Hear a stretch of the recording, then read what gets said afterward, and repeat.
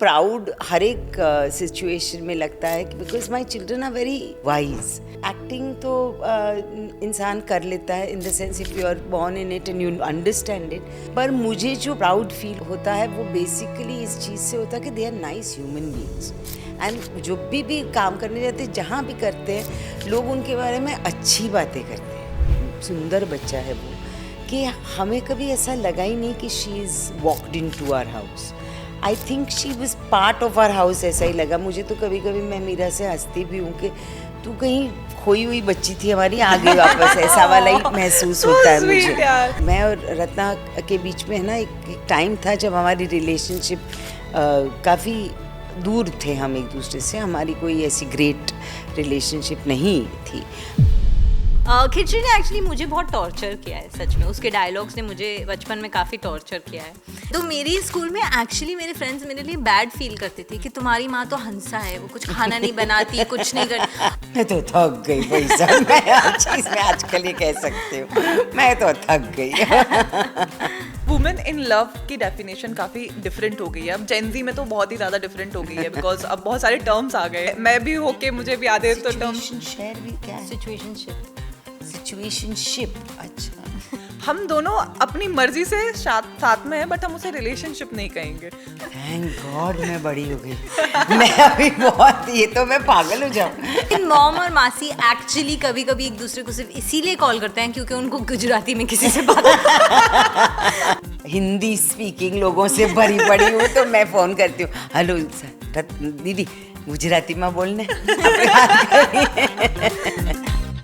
अब मैं बूढ़ी हो रही हूँ तो मुझे ये एहसास कभी दिमाग में भी नहीं आता कि will I be looked after. I know she will be there. Mom ने कहा था, मॉम नहीं चाहती थी कि मैं एक्ट्रेस बनूं क्योंकि मॉम के हिसाब से मैं वेरी ऑनेस्टली स्ट्रॉन्ग इनफ नहीं थी. इस इंडस्ट्री में बहुत प्रेशर है, बहुत मुश्किल इंडस्ट्री है और मैं बहुत प्रोटेक्टेड बच्ची थी. तो शी डिडंट वांट के मैं इसमें एंटर करूँ कि मैं ये हैंडल कैसे कर पाऊंगी. जो इसका हैंडल नहीं, पर जो इस प्रोफेशन का एक फ्रस्ट्रेशन लेवल आता है ना, आप अपने बच्चे को थोड़ी चाहोगे कि कोई तकलीफ हो या कोई दुख मिले. एक औरत है, अब तो आपको उठ के लड़ाई कर. अरे पर क्यों करनी है? मुझे नहीं करनी है. मैं ये करना चाहती हूँ, मैं घर पे बैठना चाहती हूँ. That is also okay thing. अब क्योंकि वुमेन एम्पावरमेंट की इतनी बात हो रही है तो अब ऐसा लगता है सारी औरतें झंडा लेके बाहर क्यों नहीं निकल पा रही. वुमेन एम्पावरमेंट वो है, उस लेवल पे, उस जगह पर पहुंचना जहाँ पे एक औरत कह सके मैं ये करना चाहती हूँ और कोई उसे इस वजह से मना ना करे क्योंकि वो एक औरत है.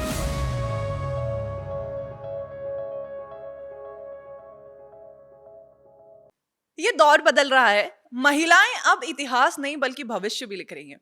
ऐसी ही एम्पावरिंग कॉन्वर्सेशन आज हमारे साथ हमारे स्टूडियो में होने वाली है बॉलीवुड बबल पर. सुप्रिया मैम, सना मैम, स्वागत है आपका बॉलीवुड बबल में. कैसे हो आप? अच्छे हैं. आपको लग रहा है? अरे मुझे तो बहुत अच्छे लग रहे हो. आपकी एनर्जी पूरे एनवायरनमेंट को चेंज कर दिया है. जैसे ही आपने एंटर किया है हवाएं बदल गई हैं. That's nice, अच्छी बात है. Anyway, hello all of you Bollywood bubble watchers. हम बहुत खुश हैं कि हम इस प्रोग्राम में आए हैं और आप लोगों के साथ बहुत सारी बातें करना चाहते हैं. बिल्कुल मैम, हम भाग्यशाली हैं जो आपने हमें अपना समय दिया है और इतने सारी जनता. नहीं ma'am, of course Sana ma'am से आई एम मीटिंग और मैं उनको यही बोल रही हूँ कि आपकी एनर्जी ने ये पॉडकास्ट में जो जान डाली है, बाप रे. पहले तो हम महिलाओं की बातें करने वाले हैं, वुमेन एम्पावरमेंट की बात कर रहे हैं. आप दोनों के हिसाब से what is actual meaning of women empowerment?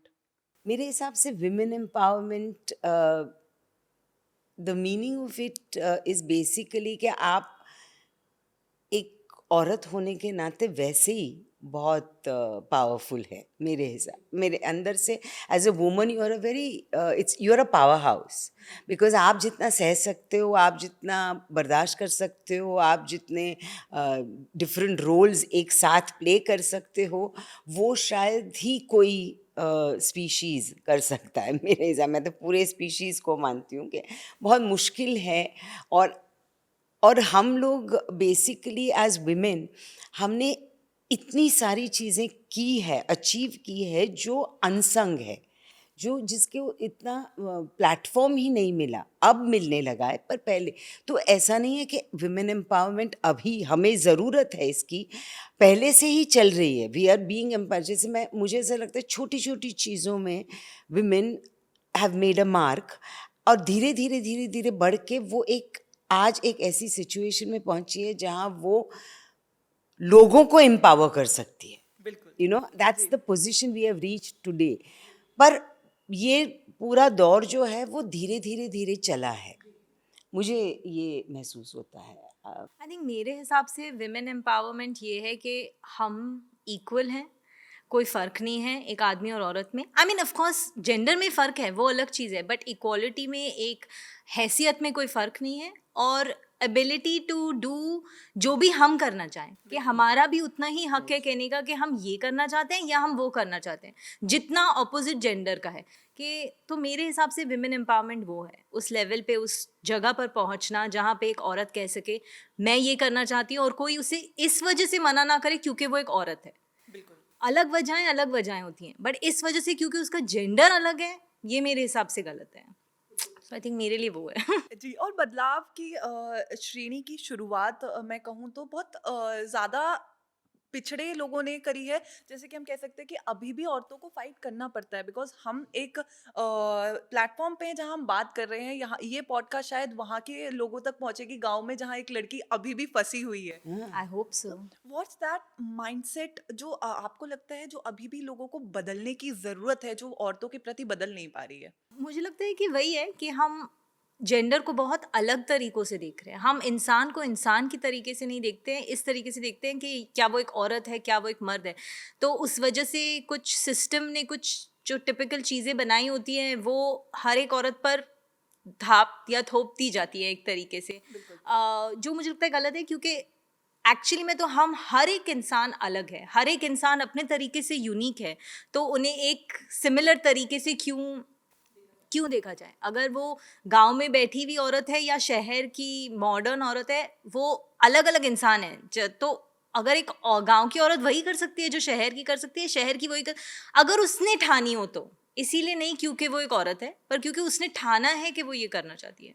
तो मुझे लगता है कि अगर एक औरत या कोई भी इंसान, बट चलिए अगर हम औरतों की बात करें, तो अगर एक औरत ये फैसला करे कि वो ये करना चाहती है, अगर उसने ठान लिया है, तो कुछ भी कर सकती है, चाहे आप गांव में हो, शहर में हो, झुमरी तलैया में हो। ऐसा मुझे Of लगता course, है। yeah. मुझे भी ये, आई एग्री विथ सना के बेसिकली अगर आप ठानना और अगर आप करना चाहे तो मुझे लगता है वो भी कहीं ना कहीं आप पे ज़बरदस्ती की जाती है कि आप एक औरत हैं, अब तो आपको उठ के लड़ाई कर। अरे पर क्यों करनी है? मुझे नहीं करनी है, मैं ये करना चाहती हूँ, मैं घर पे बैठना चाहती हूँ। That is also okay thing, you are not.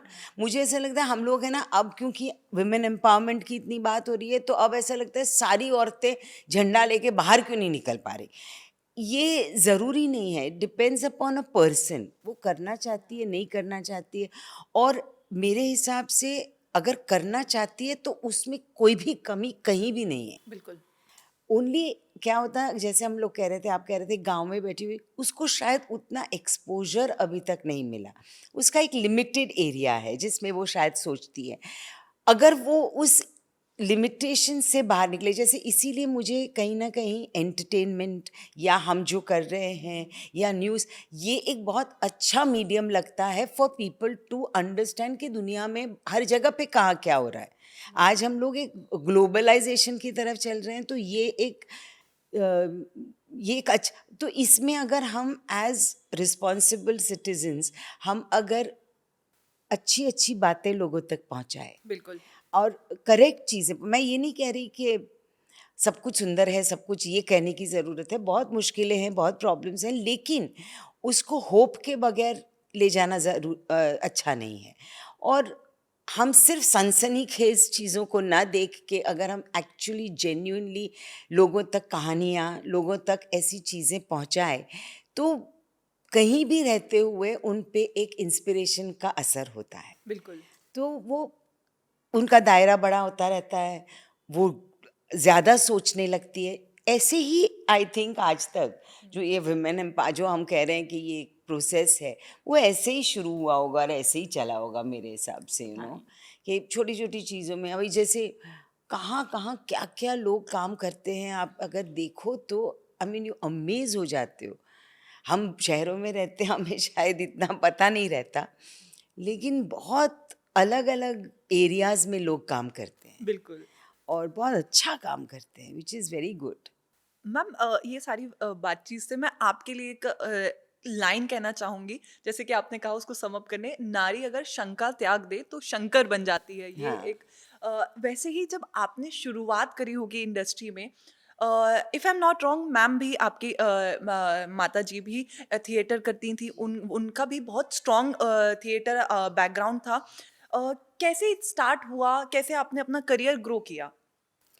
नहीं, मैं एक्ट्रेस नहीं बनना चाहती थी, पर मैं इतना मेरे दिमाग में एक शायद उस टाइम पे हम जब छोटे थे तो करियर माइंडेड नहीं इतना होते थे मैं टीचर बनना चाहती थी अगर मुझे पॉसिबिलिटी मिलती तो, और वो भी किंडरगार्टन तक। मैं वहीं पे अटकी हुई थी बच्चों के बीच में, मैं खुद खुश थी बहुत। तो कहीं ना कहीं ये जो हुआ मेरे साथ, मैं तो यही कहूँगी कि हुआ। मुझे एक्टिंग बहुत पसंद है, वो मुझे रियलाइज़ हुआ जब मैंने पहला नाटक किया। और पहला नाटक जब मैंने किया तो मैंने हिचकिचाते हुए किया, और तो जब मैंने स्टेज पे कदम रखा है, जब मैंने पहली रिहर्सल की होगी उसके दरमियान मुझे ये रियलाइज़ हो गया कि मुझे एक्टिंग पसंद है, पर मुझे आसपास के लोग, आसपास का माहौल, आसपास का काम करने का तरीका, वो सब मैं नहीं उसमें मतलब वो हैंडल नहीं कर पाऊँगी, ऐसा मुझे लगा। तो पर किस्मत ऐसी है कि वो चलता गया, कुछ ना कुछ काम आता गया, करना पड़ा। आई लॉस्ट माई फादर, तो उसकी वजह से करना पड़ा, तो उससे एक करियर बन गया। तो आज भी मैं ये कहूँगी कि मैंने कोई प्लान करके ना करियर बनाया है, ना प्लान करके कोई काम किया है। मुझे जो काम अच्छा लगता था, मुझे जो कहानियाँ अच्छी लगती थी, वो मैं कर लेती थी। हमारे टाइम पे बहुत लिमिटेड कहानियाँ होती थी, बहुत लिमिटेड काम मिलता था हमें। टेलीविज़न, हम पहले तो सिर्फ फ़िल्म या थिएटर ही था, फिर टेलीविज़न आया तो हमें लगा अच्छा यार, कोई कोई तो जगह है जहाँ पे हम शायद काम कर सकें। तो तब तक एक क्या बोलते हैं उसको, अम, इस प्रोफ़ेशन का या एक्टिंग का एक वो चटका होता है ना, वो जी जी चढ़ गया था। तो वो चटका चढ़ने पे फिर ऐसे लगने लगा नहीं यार, काम तो करना है, काम मिलना चाहिए। पर उस टाइम पे इतनी सारी फैसिलिटीज़ या इतने सारे मीडियम्स ही नहीं थे जिस पे हम काम कर सकें। तो धीरे धीरे करके एक करियर बना। पर अगेन मैं कहती हूँ कि मुझे एक्टिंग बहुत पसंद है। माहौल आज भी मैं रोती फिरती रहती हूँ। वैसे ही मैं सना मैम आपसे जानूंगी, आप जब आए होगे तो मैम का अराउंड कैमरेस के सामने ही मैम की लाइफ रही होगी। आपने फर्स्ट क्या, आपको भी लगा था कि यार मैं बड़े होके एक्टर बनना चाहती हूँ, या कुछ और सपना हाँ। सजाया था? मुझे तो बहुत एज तक पता ही नहीं था कि एक्टिंग के अलावा कुछ काम होता है। मैं एक्चुअली कह रही हूँ कि मैं स्कूल जाती थी और मैं अपने दोस्तों से पूछती थी कि आपके पापा कौन सी शूटिंग पे हैं, क्योंकि मेरे हिसाब से तो सारे पेरेंट्स शूटिंग पे ही होते थे हमारी इस टाइम पे। जबकि मैं ये कहूँगी कि मेरे पेरेंट्स मेरी लाइफ में बहुत थे, वो ऐसा कभी नहीं था कि मॉम डैड है नहीं, हमेशा थे। कभी कभी तो मुझे लगता है कुछ ज्यादा ही थे। मैंने कहा एक टाइम पे आके कहा कि मम्मा थोड़ा थोड़ा कम से कम एक स्लीप ओवर तो जाने दो, वैसा वाला। लेकिन हम स्कूल से सेट पे जाते थे, क्योंकि जब मैं बहुत छोटी थी तब मॉम एंड डैड ने एक शो प्रोड्यूस भी करना स्टार्ट किया था जी टीवी के लिए, मोहनदास BLLB करके। तो मैं लिटरली स्कूल जाती थी और फिर स्कूल से सेट पे जाती थी। फिर सेट पे अगर नाइट शिफ्ट चल रही थी तो सेट पे ही हम सोचा, हमें एक अलग कमरा दे दिया जाता था। होमवर्क पे मॉम ने ध्यान रखा है, सब कुछ मॉम देखती थी। ऐसा बिल्कुल नहीं था कि आप कर रहे हो साइड में, लेकिन कर आप सब सेट पे रहे हो। तो मैं तो सेट पे ही पली बड़ी, मैं वहीं पे बड़ी हुई। तो मेरे लिए तो ऐसा था कि कुछ और क्या, कुछ और कभी था ही नहीं, सिर्फ यही था। लेकिन एक एज आई थी जब थोड़ा मतलब आप टीनेजर होते हो और सीरियस होने लगते हो, लोग पूछने लगते हैं करियर में क्या करना है।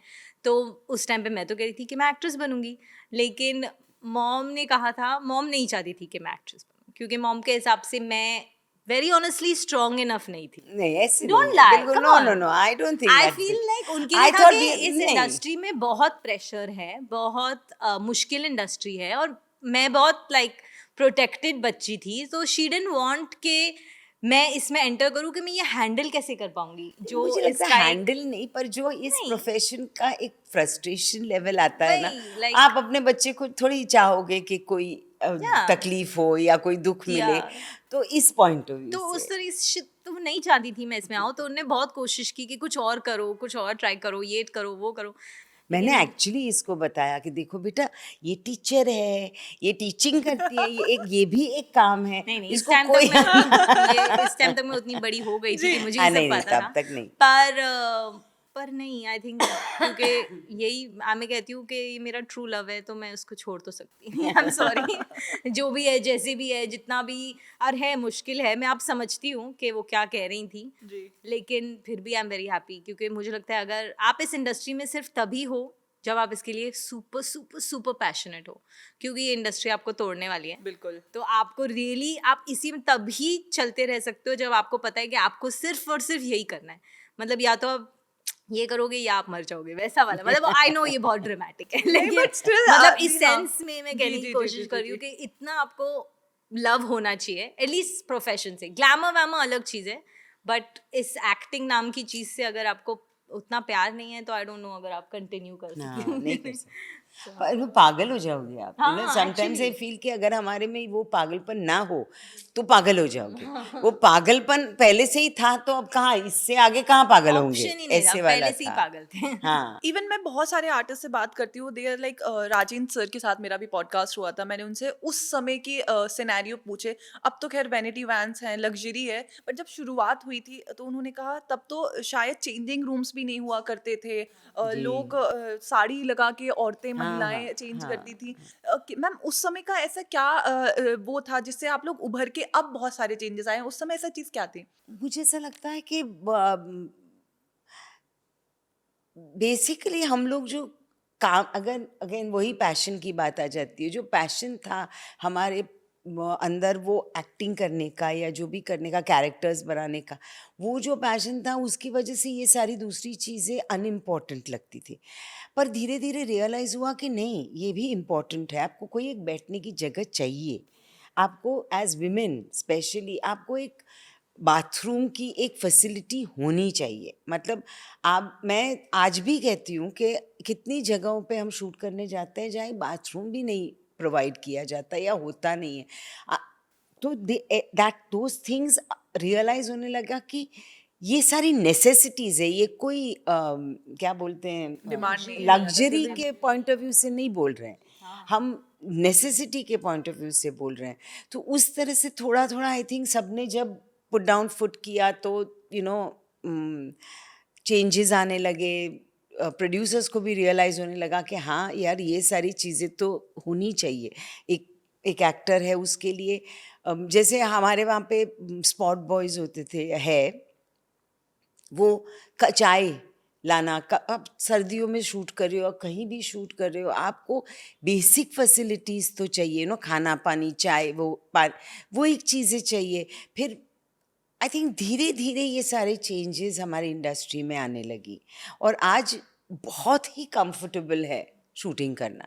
आप कहीं भी हो, लिटरली।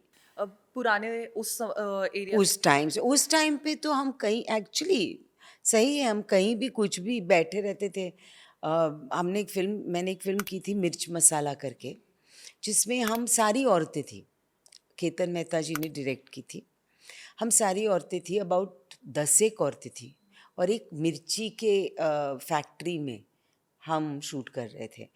तो उन्होंने मिर्ची थोड़ी सी, इस छोटे से गांव में गर्मी बहुत थी, और तो वहाँ एक पीछे एक बान जैसा था जिसमें घास, मतलब हे डाला हुआ था उन्होंने। आई थिंक मिर्ची शायद उसमें कुछ क्लीन, उसका प्रोसेस था कुछ। तो वो बान के बड़े बड़े वो होते ना हे स्टैक्स जिसको बोलते, वैसे बड़े बड़े बंडल्स ऑफ हे वो बना के रखा था। हम उसी पे बैठते थे पूरा दिन उसी पे बैठते थे, उसी पे लेट जाते थे। सारे एक साथ ही होते थे, कोई और एक्टर्स जो होते थे वो भी आ जाते वहाँ। तो इट वाज दैट काइंड। और उस वक्त कोई फ़र्क नहीं पड़ा हमें, एक तो हम सारे यंग भी थे या जो भी कहो, और या पैशन था जो भी है।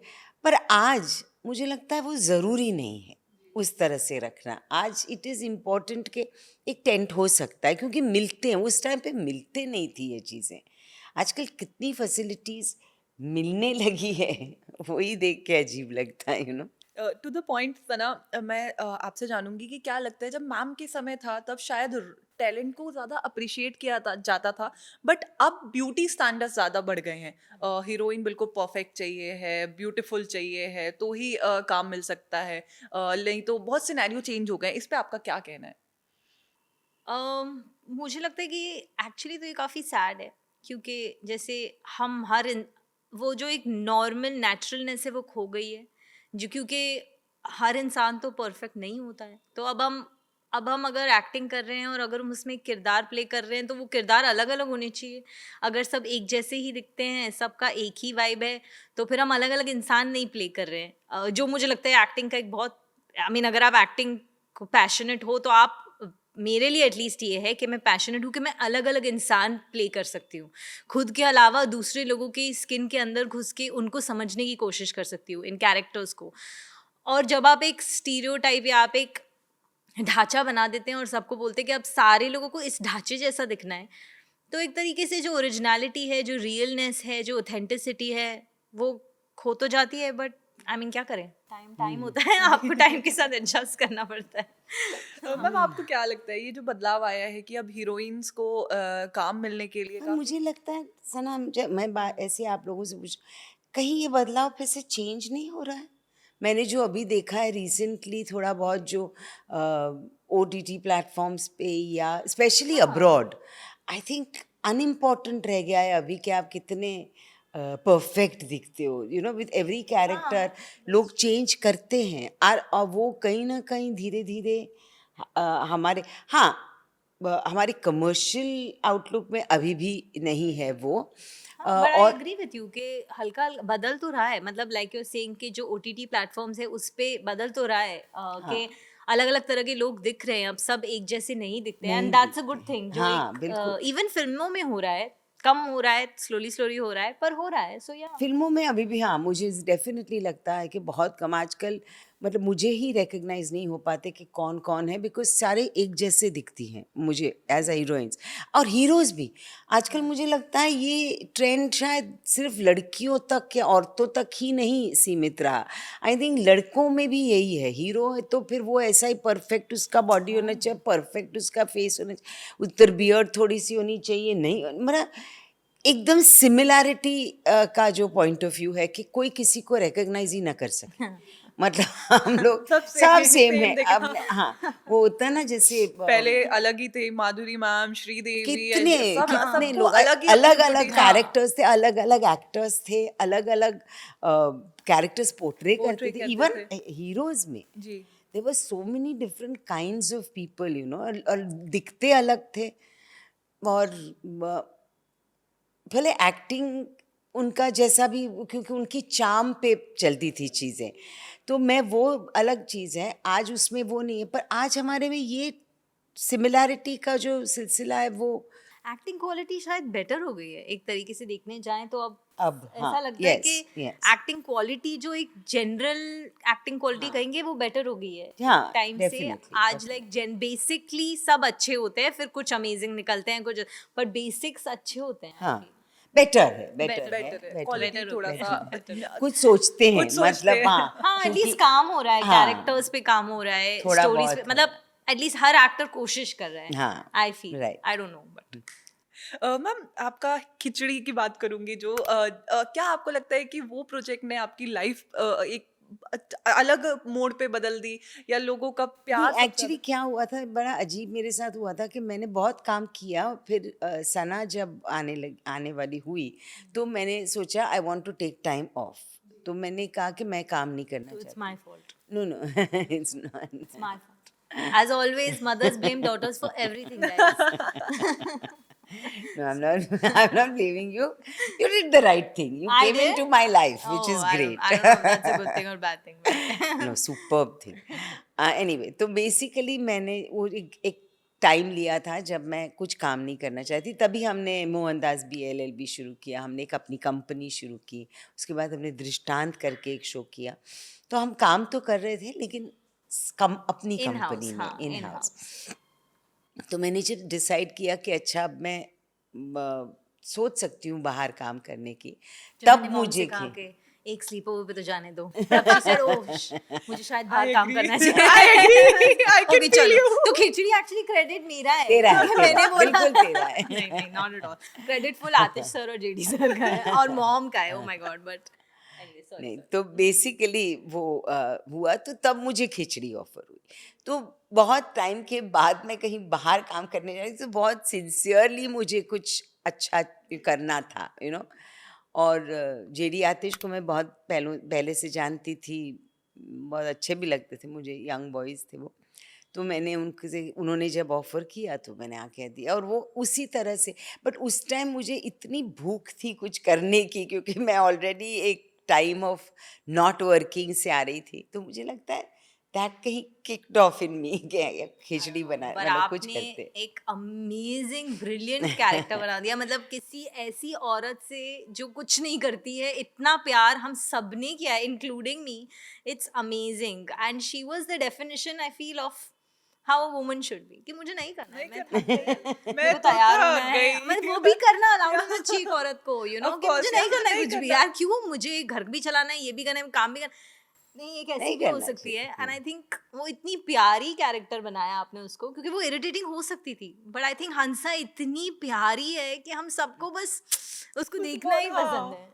Anyways, मैम आपको कोई डायलॉग या आपको कोई डायलॉग जो बहुत ही अमेजिंग लगता हो? बिकॉज मेरे को तो वो थकने वाला, मैं तो थक गई वाला लगता है। कोई डायलॉग जो आप लोगों को बहुत अमेजिंग लगता हो? खिचड़ी से हाँ।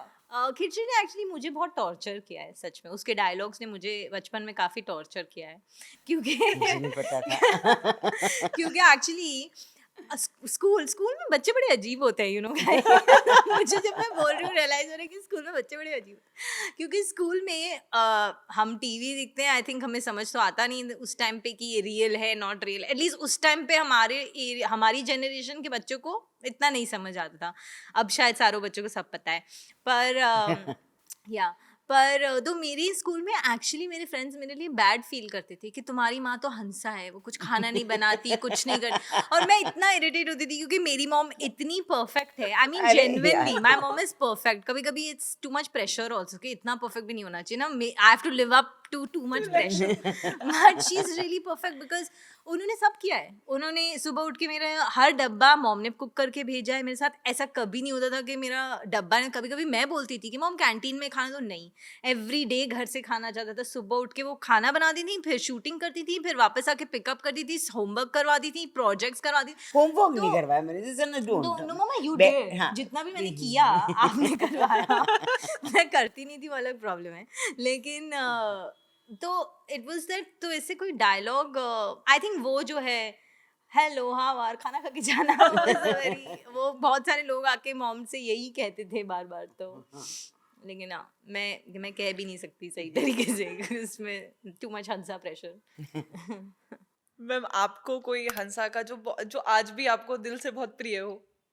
मैं तो थक गई भाई साहब, मैं हर चीज में आजकल ये कह सकती हूँ, मैं तो थक गई। बट मैम जैसे कि सना मैम ने बताया कि आपने बचपन में परफेक्ट मॉम, अगर हम कहें Yeah, कि she is. नहीं ऐसा बचपन में नहीं, आज भी, नहीं, नॉट जस्ट बचपन में। ऐसा नहीं, आई think she is sweet heart and I am, but that's not what I'm saying. But हमारी रिलेशनशिप कुछ ऐसी रही है मेरी और सना की। आई थिंक मुझे वो परफेक्ट लगती है as a daughter, she is amazing. मम्मा ऐसे झूठ नहीं बोलते टीवी के लिए। नहीं, टेलीविजन पे नहीं बोल रही मैं, तो अपने पॉडकास्ट इंटरव्यू पे झूठ नहीं बोल रही हूँ, मैं बहुत स्ट्रेट फॉरवर्ड बात कर रही हूँ। तो मुझे सच्ची लगती है as a daughter she is perfect, she is there for us all the time. मुझे कभी ऐसा महसूस नहीं हुआ कि मुझे, मेरे जैसे अब मैं बूढ़ी हो रही हूँ तो मुझे ये एहसास कभी दिमाग में भी नहीं आता कि will I be looked after a certain age. I know she will be there, चाहे वो कुछ भी कर रही हो, कहीं भी हो। मुझे ये एहसास है और ये बिलीफ है कि सना भी और रूहान भी, जो हमारा छोटा बेटा है, वो भी they will be there and even our elder children will be there for us. तो ऐसा मुझे हमेशा से, वो एक सिक्योरिटी बहुत बड़ी चीज़ है मेरे हिसाब से एक उम्र के बाद। और परफेक्ट तो मैं कभी नहीं थी, पर we have a great relationship. और आज भी हम उतना ही लड़ते हैं, हम उतना ही एक दूसरे से गुस्सा होते हैं। अभी आते आते भी अच्छा झटका छुटका हुआ हमारा गाड़ी में। तुम लेट हो रही हो, माँ चलो जाना है, अच्छा चलो भाई जा रहे हैं, ज्यादातर ऐसा ऐसे वाला। बोलते कि तुम्हारे बाल ठीक नहीं लग रहे, बा- तुम्हारे कपड़े मैं कितना भी तैयार हो जाऊं, ये सना मैं तेरा जरूर है। कितना भी तैयार हो जाऊं, आई डोंट नो क्या आपकी मॉम भी ऐसे करती है, मैं जानना चाहती हूँ सबसे, क्या सबकी मॉम ऐसी हैं, बिकॉज मेरी हैं, कि मैं कितना भी रेडी उसमें सना बाल नहीं कॉम किए, अरे मैंने स्टाइल किए बाल, लेकिन उनके लिए होता है कि बाल नहीं कॉम किए, ये ठीक कर लो, ये कर, मतलब कुछ ना कुछ हमेशा होता है। बट बी ग्रेटफुल, लाइक जैसे आप इट्स द बेस्ट। माँ का प्यार मिलना बहुत बहुत यस, हाँ मैं बहुत लकी हूँ। of course you are, Yes, of touch course, wood. of course, touch wood. वहीं पे रत्ना मैम भी हैं, उनके साथ भी बहुत ही अच्छा, आई थिंक आपकी फैमिली एक तरीके से आइडल फैमिली है फॉर ऑल अराउंड पीपल। तो जब रत्ना मैम के साथ क्या बॉन्डिंग है, कैसे उनकी चीज़ों को कैसे आप इन्वॉल्व करते हो, या कुछ टीचिंग्स उनसे भी लेते हो आप? मुझे मुझे जी, आप दोनों से, आप दोनों। अच्छा, आई थिंक मासी हमसे अलग हैं, लेकिन आई थिंक मैं उससे बहुत सीखती हूँ कि वो इतनी डिफरेंट है, क्योंकि वो बहुत वो अपने राइट्स के लिए लड़ती हैं, वो लोगों के लिए खड़ी होती हैं, उनकी आवाज़ है और वो आवाज़ बहुत बुलंद है और वो उसे इस्तेमाल करती हैं। तो आई थिंक उनसे मुझे स्ट्रेंथ मिलती है, मैं उनसे ये सीखती हूँ कि वो कैसे चीज़ों के लिए खड़ा होना या चीज़ों के लिए आवाज़ उठाना, जो भी आपकी बिलीफ है, जिस भी चीज़ को आपको मैटर करती है, उसके लिए आगे बढ़ना, और एक स्ट्रेंथ है मासी में। लाइक मासी को देख के ऐसा लगता है कि वो कुछ भी कर सकती है, उन्हें किसी भी चीज़ से डर नहीं लगता होगा। आई एम श्योर लगता होगा, वो मुझे नहीं पता, बट ऐसा वो कभी बाहर से नहीं दिखता। जी। तो आई थिंक मैं उनसे वो सीखने की कोशिश कर रही हूँ, जो अभी तक मैं पूरी तरह से सीखी नहीं हूँ बिल्कुल भी, क्योंकि मुझे बहुत डर लगता है लेकिन मैं धीरे धीरे सीखने की कोशिश कर रही हूँ। वो जो उनकी क्वालिटी है कि जो भी हो चलते रहो, बढ़ते रहो, जी। जिंदगी निकल जाएगी, वैसा वाला जो एक है, आई थिंक मेरे लिए वो सबसे बड़ी टीचिंग है उनको। ऑब्वियसली एज एन एक्टर तो मैं इतने सारे अमेजिंग एक्टर्स से सराउंडेड हूँ कि हर इंसान से मैं एक्टिंग के मामले में कुछ ना कुछ सीखने की कोशिश कर रही हूँ, जस्ट उनको ऑब्जर्व करके। लेकिन मैं इंसान की बात करूँ तो मैं कहूँगी कि जो उनकी फियर को फाइट करने की क्वालिटी है, मैं वो लर्न करने की कोशिश कर रही हूँ मैम, अगर एक बहन रहती है तो कहीं ना कहीं एक सपोर्ट होता है, और कहते हैं ना, मौसी और माँ के कॉल्स भी बंद नहीं होते हैं, या बातचीत होती है, ऐसा कुछ आप हर चीज को अपडेट देना कि यार हाँ, यस, अपडेट से ज़्यादा मैं और रत्ना के बीच में है ना, एक टाइम था जब हमारी रिलेशनशिप काफ़ी दूर थे हम एक दूसरे से, हमारी कोई ऐसी ग्रेट रिलेशनशिप नहीं थी, पर धीरे धीरे एक ऐसा बॉन्डिंग हो गया है अब हमारे बीच जो मुझे बहुत प्रेशियस लगता है, और मैं किसी भी हालत में वो फिर से कहीं ना कभी भी खोना नहीं चाहती हूँ। तो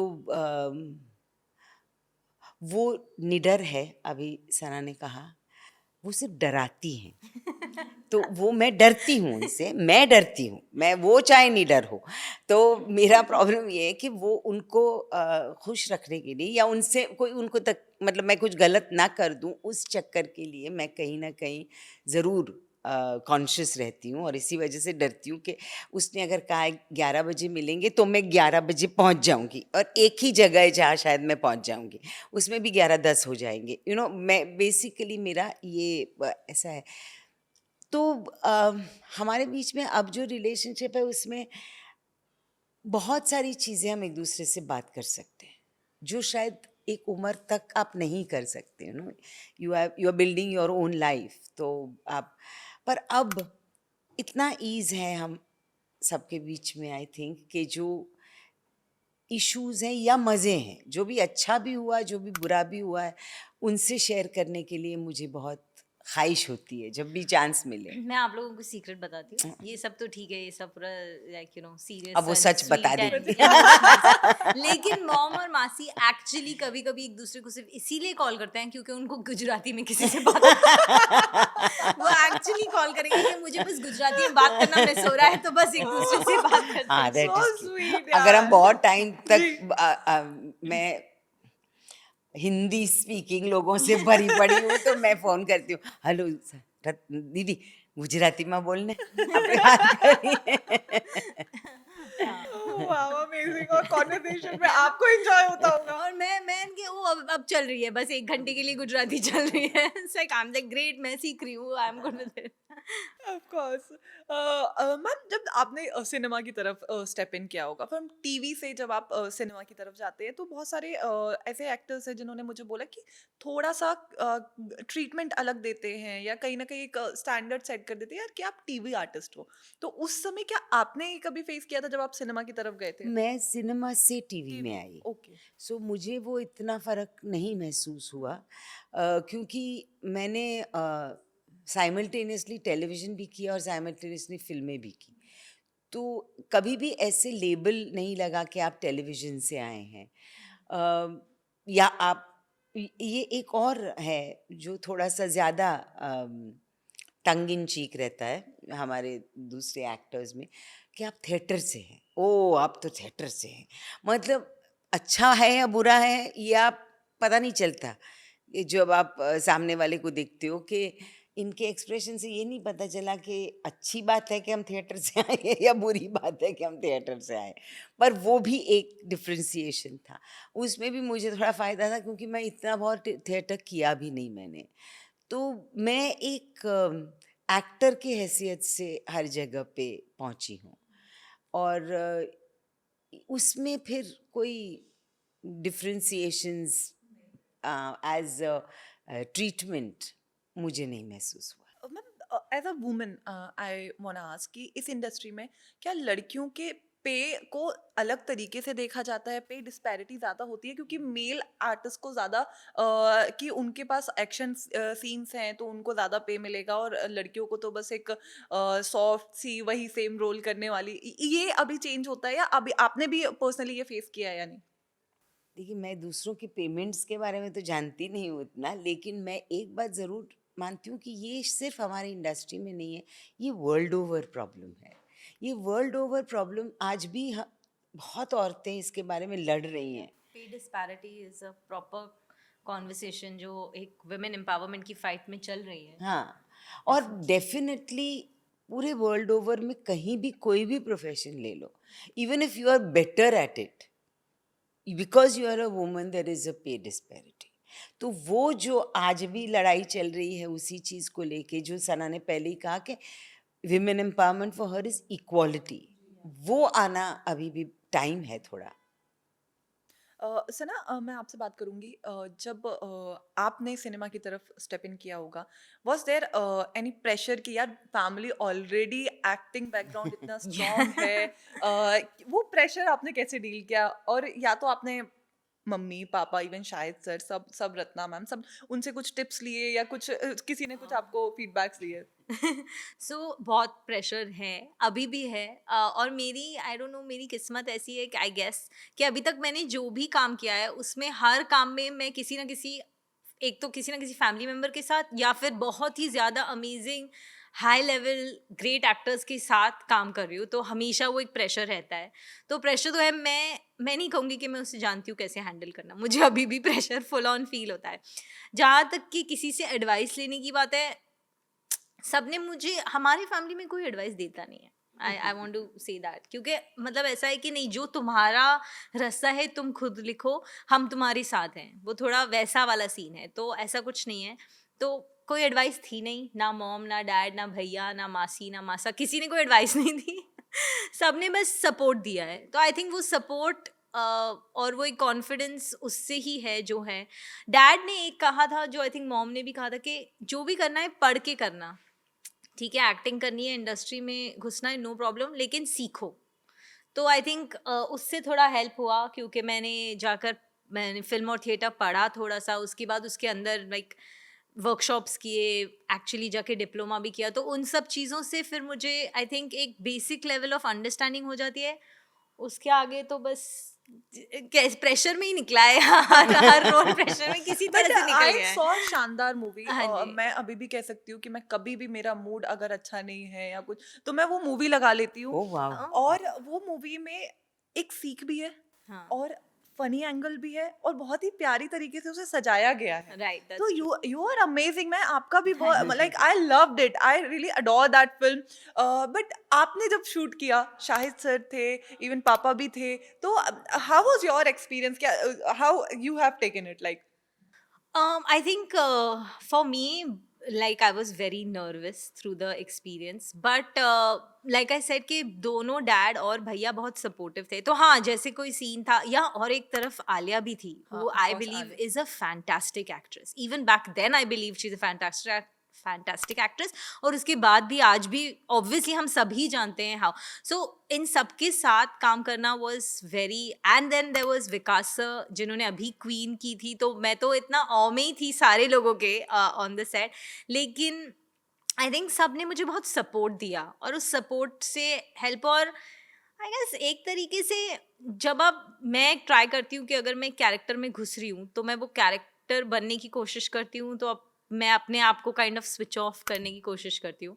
तो वो कैरेक्टर के लिए तो ये उसके फादर थे, वो उसकी सिस्टर थे, और वो एक अजनबी वेडिंग प्लानर था. तो इन अ वे जब मैं उस सीन कर रही थी तो मैंने कोशिश की कि मैं ईशा, जो मेरी कैरेक्टर का जी, नाम जी. है, वो बनूं और सना ना बनूं, ताकि जो सना के प्रेशर हैं वो ईशा पर ना आए. ईशा के खुद के इनफ प्रेशर्स थे जी. जो फिल्म में हैं, तो उन्हीं के साथ काइंड ऑफ आई गेस ऐसे किया. बट हाँ, बहुत स्ट्रेसफुल था, बहुत सारा प्रेशर था, आज भी है, बट काइंड ऑफ उसमें भी एक अलग मजा है. यू नो, जब आपका पेट मरोड़ता है सीन करने से पहले, तो मरोड़ में एक मजा है. फियर, वो जो फियर है उसमें एक मजा है. मजा है, हाँ. उससे ही आपको कहीं ना कहीं सीखने मिलता है और आप हाँ, लर्न करते हो, of course, एब्सोल्युटली. yeah. और वो मैं बहुत लकी हूँ कि क्योंकि मैंने इतने अच्छे अच्छे लोगों के साथ काम किया है, तो उनको काम करते हुए देखते हुए मैं हर प्रोजेक्ट में कुछ सीख रही हूँ, which I think is very lucky.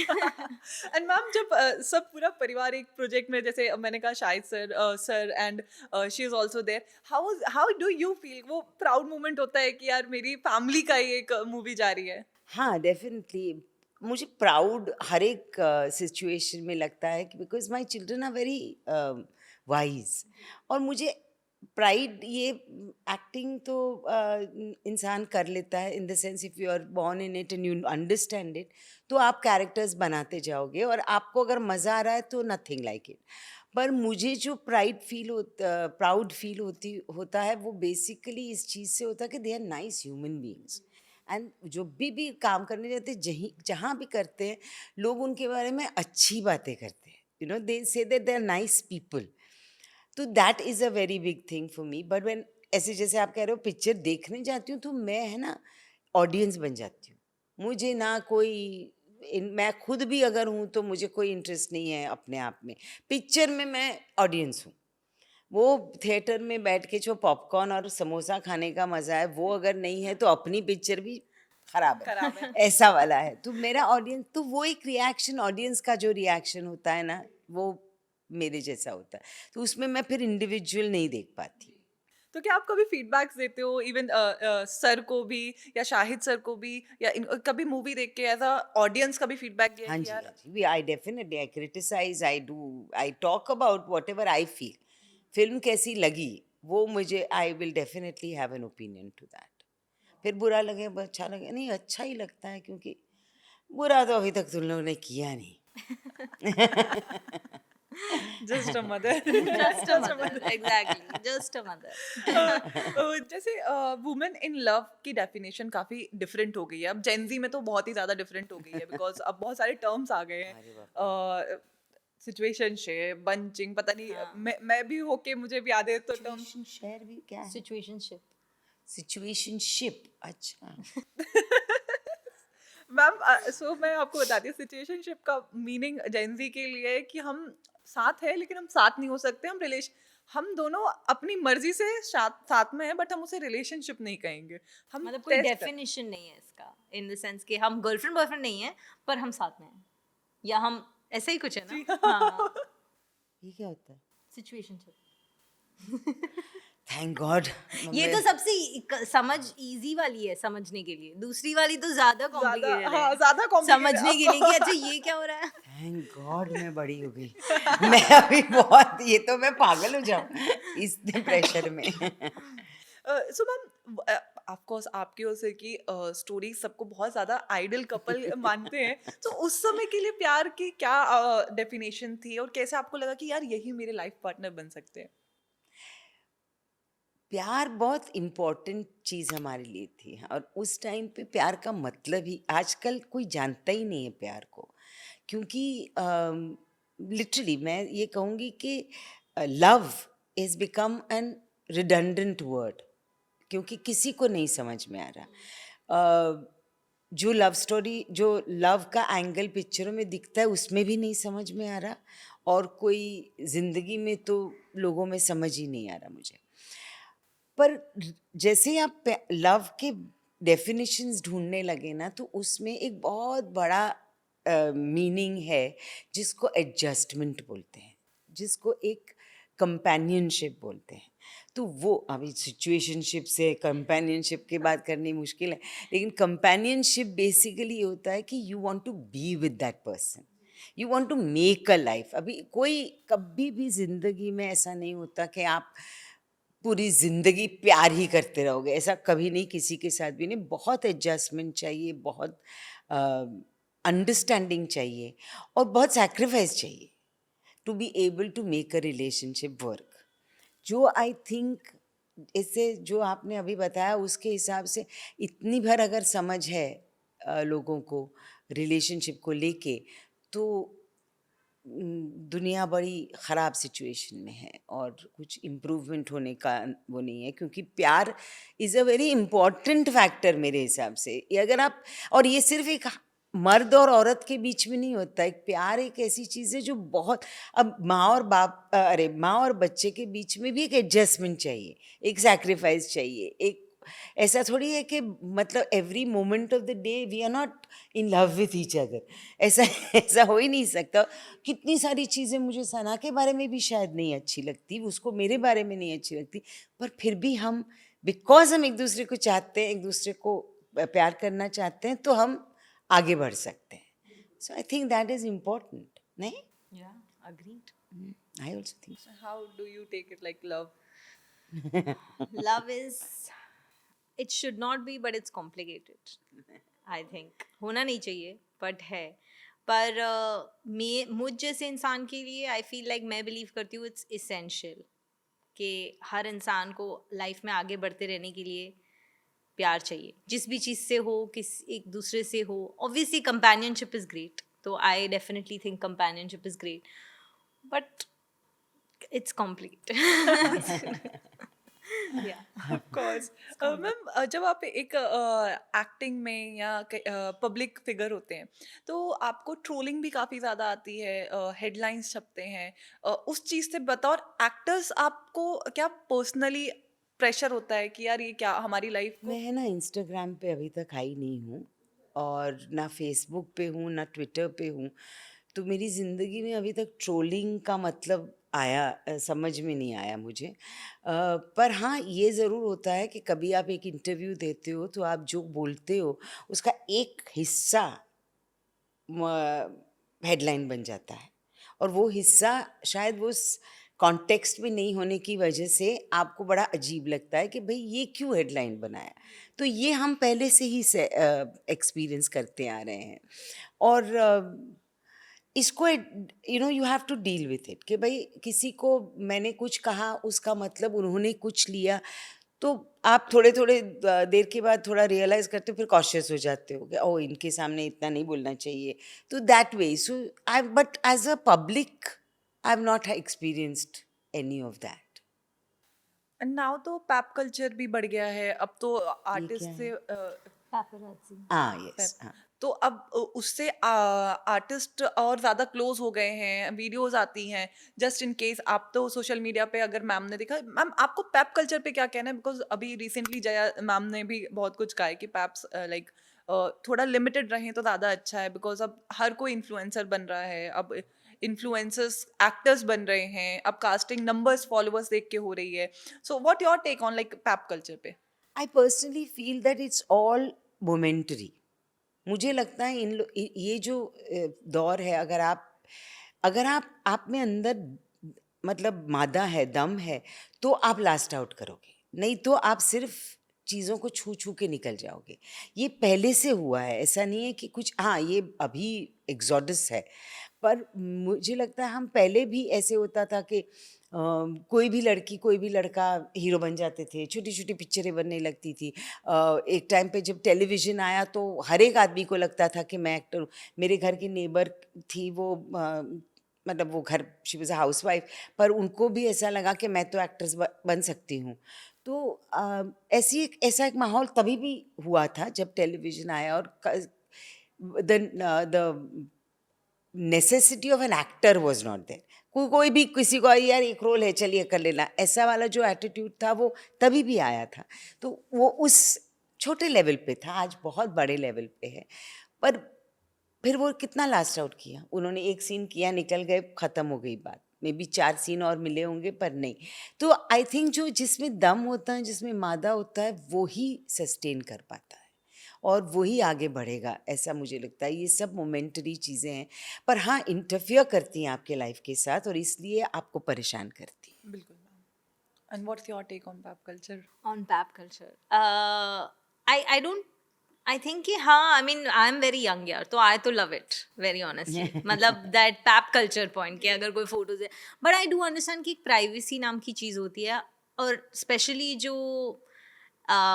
एक लेवल, आप एक्टर्स हैं तो आप वो अपना टैलेंट, अपना एबिलिटी ऑफ एक्टिंग, एक कैरेक्टर आप बाहर डाल रहे हैं, इसका ये मतलब नहीं है कि आप चाहते हैं कि आपकी पर्सनल लाइफ भी सब जगह हो। या स्पेशली आई थिंक जो बच्चों के साथ, मतलब जो स्टार्स के बच्चे हैं कंटिन्यूसली उनको इट्स सो डेंजरस। तो उस हिसाब से आई थिंक कि हाँ, एक तरीके से अगर हल्का डिस्टेंसिंग मेंटेन किया जा सके, जो इवेंट्स हैं, जो पब्लिक इवेंट्स हैं या जो प्रमोशनल इवेंट्स हैं, उस पर तो ऑफ कोर्स आई मीन हम चाहते हैं कि पैपराजी हो, हम चाहते हैं कि वो सब हो, लेकिन अगर पर्सनली थोड़ा एक लेवल ऑफ प्राइवेसी को रिस्पेक्ट दी जाए तो अच्छा ही होगा।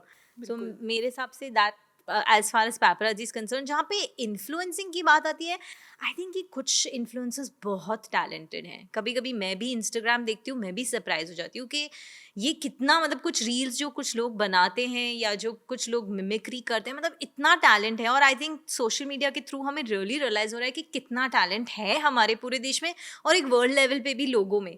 तो आई थिंक इट्स ग्रेट कि सोशल मीडिया एक अपॉर्चुनिटी दे रही है आपको आपके टैलेंट को दिखाने। ये बात कि किसके कितने फॉलोअर्स हैं उसके हिसाब से उन्हें एक्टिंग के अपॉर्चुनिटी मिलना, आई थिंक दैट्स सैड। क्योंकि इन्फ्लुएंसर एक अलग चीज़ है, एक्टर एक अलग चीज़ है। मैं ये नहीं कह रही कि इन्फ्लुएंसर अच्छा एक्टर नहीं बन सकता, बन सकता है वो, उनकी अगर एक्टिंग की टैलेंट हुई तो वाई नॉट वो। पर उन इस बात के लिए कि क्योंकि वो इन्फ्लुएंसर वो एक्टिंग कर पाएगा, ये मुझे लगता है बहुत गलत है। क्योंकि इन्फ्लुएंसिंग एक बहुत अलग टैलेंट है, जो एक टैलेंट है जो शायद एज एन एक्टर एक्टर्स ना कर पाए। यू नो, मैं खुद से कहती हूँ कि मेरे में वो टैलेंट नहीं है इन्फ्लुएंसिंग का, जिस जैसा कुछ लोगों में है। वो एक कम्प्लीटली डिफरेंट टैलेंट है और एक्टिंग एक कम्प्लीटली डिफरेंट टैलेंट है। अब एक इंसान हो सकता है जिसमें दोनों हो, पर ये ज़रूरी नहीं है कि अगर एक इन्फ्लुएंसर है तो वो एक्टर भी हो सकता है। तो आई थिंक इस बात पे कि उनके कितने फॉलोअर हैं उस किसी को कास्ट करना बहुत सैड है। I understand marketing point of view से ऐसा क्यों होता है, but I think that, I hope that, जैसे मॉम ने कहा कि टाइम के साथ वो ईज आउट हो जाएगा, क्योंकि इवेंचुअली आपका काम बोलना चाहिए। तो अगर वो कर सकते हैं, पुल ऑफ कर सकते हैं, ग्रेट, और नहीं कर सकते हैं तो they are amazing at what they do, so why not, मेरा ये कहना है I guess. But ma'am, Ramlila की बात करें, जब मैंने आपकी पिक्चर देखी उसमें बिल्कुल अपोजिट मैम का रोल था और प्रॉपर आप एक अलग ही ऑरा अगर सेट करना कहें तो वो आपने सेट किया था। How was your experience working? Fantastic. I really love and enjoy working with Sanjay ji. Sanjay Leela Bhansali to me is a great director, जो आपके अंदर से जो कैपेसिटी है उससे और मांगते हैं और वो आपको पुश करते हैं कि तुम्हारे में है, निकालो। और वो एक बहुत बढ़िया एक्सपीरियंस होता है एक एक्टर के लिए। तो वो एक्सपीरियंस मेरे को बहुत ही कमाल लगा। एज अ कैरेक्टर शायद मैंने भी सोचा नहीं था कि इसके साथ मैं क्या कर सकती हूँ, पर जैसे ही इनिशियली हमने काम किया तो मुझे रियलाइज़ हुआ कि ये कर सकते हैं, तो वो ग्रो होता गया और वो धनखोर निकली बाहर। तो मुझे ऐसा लगता है it was a great working experience for me in totality. As a जो आप एक कैरेक्टर बिल्डिंग के लिए भी करते हो एज एन एक्टर, वो एक मोमेंट होता है, और फिर आपको एक ऐसा डायरेक्टर भी मिल जाए तो सोने पे सुहागा वाली बात हो जाती है। तो वो ऐसा डेफिनेटली बहुत ही अच्छा एक्सपीरियंस था मेरा। मैम दीपिका मैम और रणवीर सर के साथ कैसे बॉन्डिंग रही और कैसे वर्क किया? I think the very lovely people. आजकल मैं हमेशा यही सोचती हूँ कि इतने हार्ड वर्किंग एक्टर्स हैं, जो यंगस्टर्स हैं वो इतने हार्ड वर्किंग हैं कुछ। और मुझे जो जहाँ पे भी एक पैशन दिखता है ना, मैं बहुत इम्प्रेस हो जाती हूँ और मुझे लगता है ये ऐसे ही लोग होने चाहिए। और दोनों में, दीपिका में और रणवीर में, दोनों में इतना इतना पैशन है about what they are doing, you know. Ranveer में तो आज भी मुझे ऐसा लगता है वो तो बबल है, ऐसे कब क्या निकलेगा उसमें से वो पता नहीं चलता। मैम उस समय क्या, बिकॉज अब तो मैरिड है, बट उस समय क्या आपको पता था दे आर लाइक ये दोनों कभी कपल बनेंगे, या आपको भी मैं बहुत डम हूँ इन चीज़ों के बारे में, मुझे कुछ बहुत रियलाइज नहीं होता। बहुत प्यारे हैं। मैं अपने में ही रहती हूँ, तो मुझे कुछ बहुत एहसास नहीं होता। But they looked so beautiful together, they acted so beautifully, they were so nice on the set. तो मुझे वही चीज़ें रियलाइज हुई। इवन बहुत चैलेंजेस थे सेट पे, बिकॉज मुझे बहुत पुराना एक इंटरव्यू याद है दीपिका मैम का। उन्होंने कहा था वो जो नगाड़ा संग ढोल वाला गाने में she has problem in ankle, और उसके बाद भी उन्होंने परफॉर्म Oh किया था। yes, she used to get taped. She was all the time taped because, and that dance was so tough.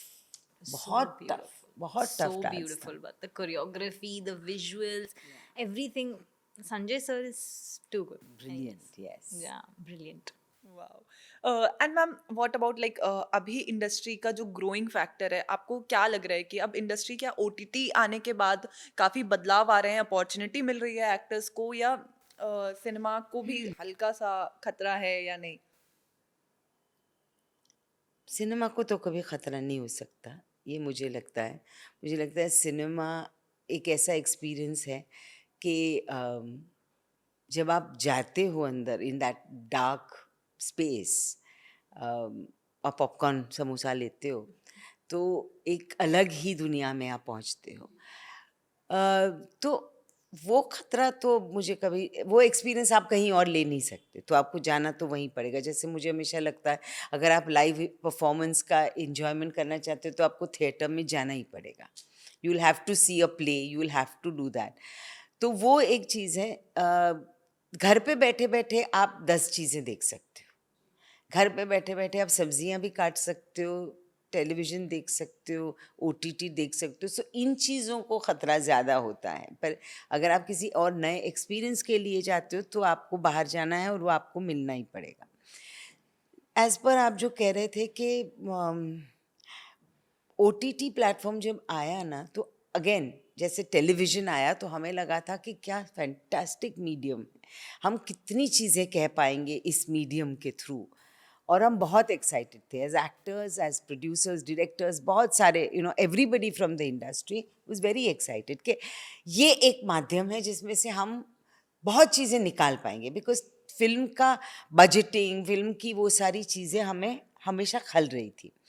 तो ये एक पर वो ऐसा चेंज हुआ और ऐसा वियर्डली कमर्शियल हो गया और उसमें से जो इसेंस था वो चला गया, तो हम सब डिसल्यूजन हो गए उस चीज़ से। मुझे लगता है कहीं ना कहीं वही ओटीटी के साथ भी मेरा छोटा सा जो मुझे लगता है बहुत रेपिटेटिव, हम आप दूसरी दुनिया में देखो कितना अलग अलग काम हो रहा है, बिल्कुल। और आप हमारे यहाँ देखो तो आपको लगता है कि हम फिर वही एक ढांचे में घुसे जा रहे हैं। और जो हमें लगा था yes this is a great opportunity again, वो ड्विंडल होती दिख रही है मुझे थोड़ी सी। अभी देखो क्या होता है, I mean is a lot more to go. अभी तो बट हाँ, रील्स भी बन रहे हैं, हाँ, वर्टिकल अभी फिर वो ऐसा माहौल हो गया है कि 5-5 मिनट की चीज़ें आप क्या कह रहे हो, उन 5 मिनट में आप कौन सी चीज़ बता पाओगे। जैसे मुझे किसी ने ऑफर किया कि आप 7 मिनट्स का स्किट, मैंने कहा मैं क्यों करूँगी 7 मिनट, मैं 7 मिनट में आपको कुछ कैरेक्टर भी नहीं बता सकती, उसकी कहानी क्या बताऊंगी। खड़े होके माइक पे मैं बोल सकती हूँ, लेकिन 7 मिनट में एक्टिंग करके क्या दिखाओगे। तो वो एक क्या दौर है, देखते हैं कैसा निकलता है। कभी मैम आपको ऑडिशन के लिए बोला गया, लाइक आप तो एक्सपीरियंस हो गए हो बट स्टिल कोई आके किसी प्रोजेक्ट के लिए बोलता हो कि यार आपको इस चीज के लिए करना है तो ऑडिशन देना पड़ेगा, डज मुझे दैट दुनिया हैपन? में हमारे हिंदुस्तान में डेफिनेटली ऑडिशन का मतलब ही नहीं समझ में आया। ऑडिशन का मतलब बहुत अलग होता है। जब आप वेस्टर्न वो देखते हो ना, तब आपको रियलाइज़ होता है ऑडिशन क्यों लेते हैं वो, और ऑडिशन का मतलब क्या है। उसके लिए बहुत काम करना पड़ता है। हमारे यहाँ पे पेपर दे दी जाती, चलिए ये पढ़ के दिखाइए, वो एक ऑडिशन नहीं होता। मैं तो ऑडिशन मैंने कभी किया नहीं है। मैंने सिर्फ ज़िंदगी में about 40 years of my life जिसमें मैंने काम किया है, उसमें only one audition have I given, and that was for Sanjay Leela Bhansali for Dhankor. उसके अलावा मैंने कभी कोई ऑडिशन नहीं किया। पर जब मैं देखती हूँ आसपास जो ऑडिशंस होते हैं, उसका मतलब ही मुझे नहीं समझ में आता। Either you give them that opportunity to perform and show you whether they have the talent, तो समझ में आता है। पर ये एक लाइन बोल के मुझे नहीं समझ में आता। Even Sana, to that point, being a star kid, क्या आपको कभी किसी प्रोजेक्ट में ऑडिशन के लिए बोला हो तो हाउ डू यू प्रिपेयर, और डू यू फील कभी रिप्लेसमेंट कभी आपने भी फेस किया है या द प्रोजेक्ट वाज तो ऑन? मैंने तो सारा काम ऑडिशन पे ही किया है। मैंने तो हर चीज़ के लिए ऑडिशन नहीं दिया है। मैंने कभी बिना ऑडिशन के मुझे कोई भी काम नहीं मिला है। ऑल्सो आई डोंट थिंक कि मैं टेक्निकली वो स्टार किड के कैटेगरी में आती हूँ, क्योंकि जबकि मेरे पेरेंट्स अमेजिंग एक्टर्स हैं, वो स्टार्स वाला जो एक वर्ल्ड है, मैं उस वर्ल्ड का कभी हिस्सा थी नहीं। ऑल्सो मॉम डैड ज़्यादा सोशल लोग नहीं हैं, तो मैं मैं कभी इंडस्ट्री में नहीं पली बड़ी। मैं सेट पे पली बड़ी, पर इंडस्ट्री में नहीं पली बड़ी। तो मुझे ना इंडस्ट्री का कुछ सिस्टम पता था, ना नेटवर्किंग थी, ना कुछ था, अभी भी नहीं है। तो वो स्टार किड वाली बात तो मैंने कभी एक्सपीरियंस नहीं किया है।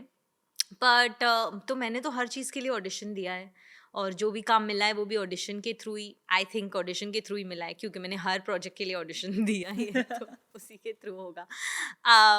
सॉरी, आपका क्वेश्चन क्या था? मैं कहीं और ही चली गई। किसी प्रोजेक्ट में आपने ऑडिशन दिया हो but still you got replaced और something happen? I am sure ऐसे बहुत प्रोजेक्ट्स हों, क्योंकि मैंने बहुत सारे ऑडिशंस दिए और इतना सारा काम तो किया नहीं है, तो आई एम श्योर ऐसे प्रोजेक्ट्स होंगे जिस पे मैं उनको सूट नहीं की, या प्रोजेक्ट मुझे सूट नहीं किया आफ्टर। क्योंकि आजकल ऐसा भी होता है कि पहले आपको ऑडिशन करना होता है, फिर वो आपको बताते हैं कि एक्चुअली आपने किस चीज़ के लिए ऑडिशन किया है।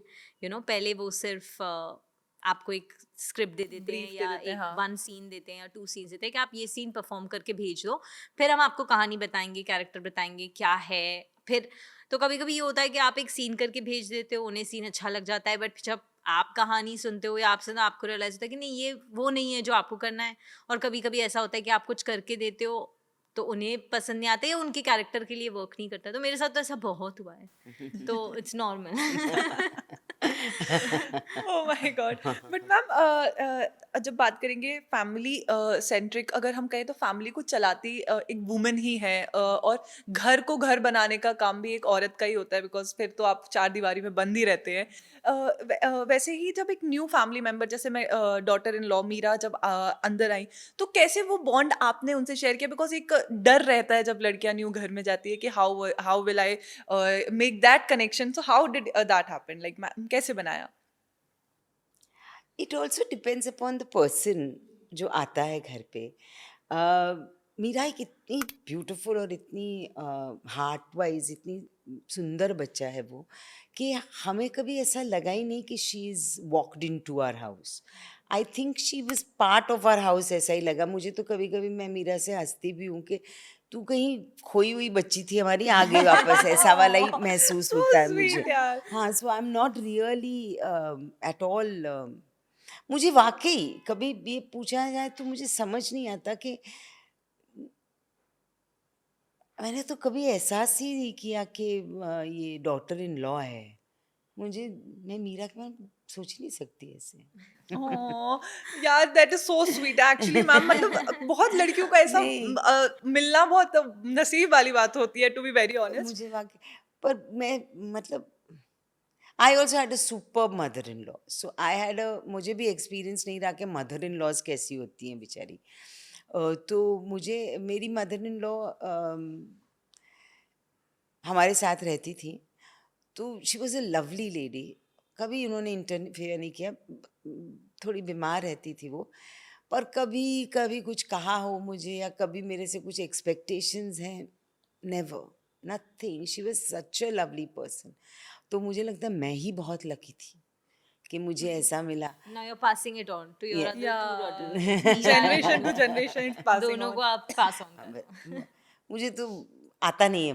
अरे भैया एक्टिंग में वो सीखना चाहिए ना, मदर इन लॉ कैसे आपने बनते किया हैं। है? Have you ever done like a evil mother-in-law वाला Ever? role? Yeah. है ना? Yeah, Have you? I don't know. That show you did ना? What was it? छन छन? हाँ, उसमें आप हाँ, काफी I was, you were हाँ. evil mother-in-law ना? Yeah, I was an हाँ, evil little- Opposite है ma'am. Can't imagine evil. But technically Ramleela also evil mother-in-law. I mean, mother in law नहीं थी। You were to Mother. Ranveer तो you were mother. और mother पे evil थी, मैं तो आगे कहीं गई Evil mother. I was evil mother. Evil mother तो you are in real life also. Ah, yes. Look how much she knows me. I already called you perfect. So it doesn't- Oh yeah, so sweet.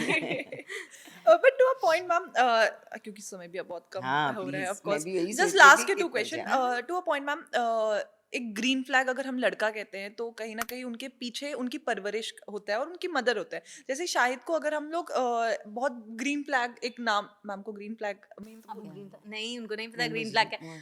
तो green flag is a really perfect boy, मतलब बहुत अच्छा लड़का जो सारे आपके like you know good boxes tick, मतलब both Okay, your okay. Sons are actually green flags, both भैया and Ruhan are green flag husbands. Okay. बेटे I don't Only know husband. मतलब we are talking about husband हो लड़का, गए या ना। लड़कों को एंड रेड फ्लैग परवरिश। जैसे कि जो नहीं होते अच्छे हाँ, जो अच्छे नहीं ग्रीन होते। Flag, red flag, beige flag कि वो middle like they can do, I just stick with green flag mamma, it's fine. अभी इतना सारा अलग अलग फ्लैग्स भी हैं। Okay Gen Z. क्या So, है green ये? flag. चलिए। या सो मैम, तो आपने वो वैल्यूज डालने में क्या अपने माइंडसेट पे रखा था कि मुझे ये संस्कार मेरे बच्चों में चाहिए? नहीं, मुझे एक ही चीज़ पता थी, जब भी when I got pregnant and when I had my children, the minute they came into my hands, I know that they are my friends. और मैंने उनको हमेशा ऐसे ही ट्रीट किया है। ना मैं इनकी माँ रही, ना मैं इनका बाप रहा, ना मैं इनका कुछ रहा, मैं उनकी दोस्त रही। और from the, am I right? Yes yes From the very beginning, I've literally treated all three of them as friends. तो मुझे I didn't guide them anyway, but I was there for them always. तो मुझे ऐसा लगता है कि इस वजह से वो कुछ भी कह सकते थे मुझे अच्छा भी कह सकते हैं, बुरा भी कह सकते हैं, मेरे साथ कुछ भी शेयर कर सकते हैं। इतनी उनके पास स्पेस मेरे साथ रही है, उसी वजह से I think I could kind of, मतलब they themselves only grew into beautiful people. I didn't have very much to do with it, but I still am their friend.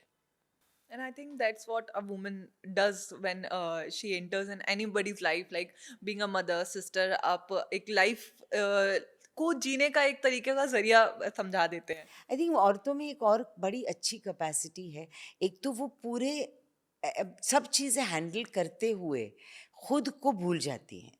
तो she is not concentrated on her self, she is concentrating on everything else. तो उसकी वजह से आराम से घर का माहौल जो है वो बनाने में हेल्प होता है, उसको बहुत हार्म होता है। That is I think something that we need to learn how to create that balance. Balance of course ma'am. Even अब तो ग्रैंड डॉटर भी है और उसके साथ मैम उसके साथ कैसा बॉन्ड है? She is the best, she is the best. She is the best and Chhotu is the best, Zain and Nisha are the best, grandchildren are the best, they are the best. वो दोनों होते हैं तो दुनिया बहुत करेक्ट है। और मीशा एंड मॉम तो मतलब मीशा आके मॉम के साथ फुल ऑन गॉसिप करती है, पर वो तो फुल ऑन है ही ऐसा, मतलब वो उसकी बताएगी full मॉम proper को बच्चा ये है। चल रहा है मेरी लाइफ में, वो चल रहा है मेरी लाइफ में, ये हो रहा है, वो दुनिया शी में इज द बेस्ट। दुनिया में बहुत और सारी वो चीजें इतनी होती स्मार्ट है, वो हमसे लाइक 10 कदम आगे। She is Upcoming generation is like she is the next AI generation को पार करने वाली। They don't need to be ये empowered, they are Gen Z born empowered, they है। आर ये जेनजी है, नहीं, नहीं, Gen Alpha। ये हाँ। मीशा और ज़ैन जेन अल्फा हैं, जेन जी उनके आगे। Like अब क्या जनरेशन है? अब तो मैं समझ ही नहीं पाऊंगी, अब इनको नहीं, कोई, लेकिन no Misha talks to you, आप समझ जाते हो मोस्ट हाँ हाँ, मतलब मिश्की मेरी बहुत करेक्ट है। It's perfect. हर दादा दादी लाइक मेरे बट हमारे वाले हैं भी थोड़े परफेक्ट Perfect. ईशा एंड आप परफेक्ट Yeah. तो हम कुछ आई क्या डोंट कर ब्लेम सकते हैं? या okay lastly ma'am what all changes like आपको अभी भी लगता है जो इंडस्ट्री में इम्प्लीमेंट होने चाहिए रिगार्डिंग वुमेन, जैसे अभी दीपिका मैम ने भी 9 to 5 सॉरी 9 to 5 कह रही हूँ मैं, कॉर्पोरेट में हूँ 10 आवर्स का जो वर्किंग सिनेरियो है उस पे भी अभी एक जंग छिड़ गई है कि यार ज्यादा एक्टर्स से भी इतना लिमिटेड काम कराओ ताकि उनकी भी बॉडी वो रहे. बहुत ज़रूरी है, बहुत ज़रूरी है to be able to create. देखिए एक्टिंग ऐसी चीज़ है जो मैं अपने ऊपर काम नहीं करूँगी तो आगे आपको कौन सी कहानी बताऊँगी. मैं ही हूँ ना सामने. I as an actor am going to face the audience, as they say. So when you face the audience, you have to be prepared for it. If you don't give me time to prepare myself, how am I going to face the audience? So I think it's very important, one, to be able to allow an actor to prepare himself or herself. दूसरा, as women, we have so many responsibilities. हमारी responsibility सिर्फ एक इतने में नहीं घूमती है. तो जैसे मैंने एक बहुत अच्छा प्रोग्राम कहीं देखा था कि एक आदमी का दिमाग है और एक औरत का दिमाग है. आदमी को दिमाग का खोला तो कुछ एकदम वायर्ड, इधर गया वायर, उधर गया, प्रॉपरली करेक्ट वायर्ड है, यहाँ कनेक्टेड है यहाँ.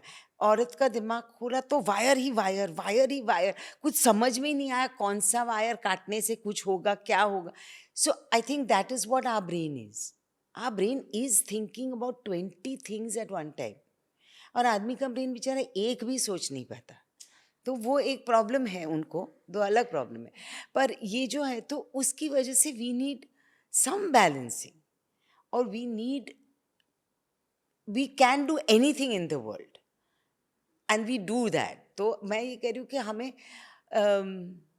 As women we are very empowered by ourselves. It's just कि जैसे कहते हैं ना कि हम इग्नाइट नहीं करते अपने आप को. अगर थोड़ा सा भी इग्निशन लग जाए तो हम अच्छा फायर क्रैकर बन सकते हैं. ऑन दैट नोट मैम, आप दोनों से मुझे बात करके बहुत ही अच्छा लगा और बहुत ही अमेजिंग कॉन्वर्सेशन हुई है. Thank you. आप दोनों ने मुझे समय दिया उसके लिए आपकी बहुत बहुत धन्यवाद. आपने हमें इनवाइट किया उसके लिए बहुत बहुत धन्यवाद. बट पांच है, वुमेन्स डे है, तो प्लीज एक प्यारा सा मैसेज सबके लिए दे दीजिए. You start, elders first. Oh, okay. All of a sudden, Yeah, elders. baby. I get inspired from your message. मैं तो सिर्फ ये कहूँगी, as women you have all the capacity. आप कुछ भी कर सकती हैं, बस मन लगा के कीजिए और वही कीजिए जिससे आपको खुशी मिले और किसी को नहीं. सिर्फ आपके लिए सोचिए. थोड़ा वक्त तो चाहिए अपने आप को सोचने के लिए, अपने बारे में. Thank you. Have a great women's day and women's year and women's life. Oh नहीं, अब इन्होंने सब कुछ बोल दिया, मैं क्या बोलूं? नहीं बोलो. I think our mom has said the right thing.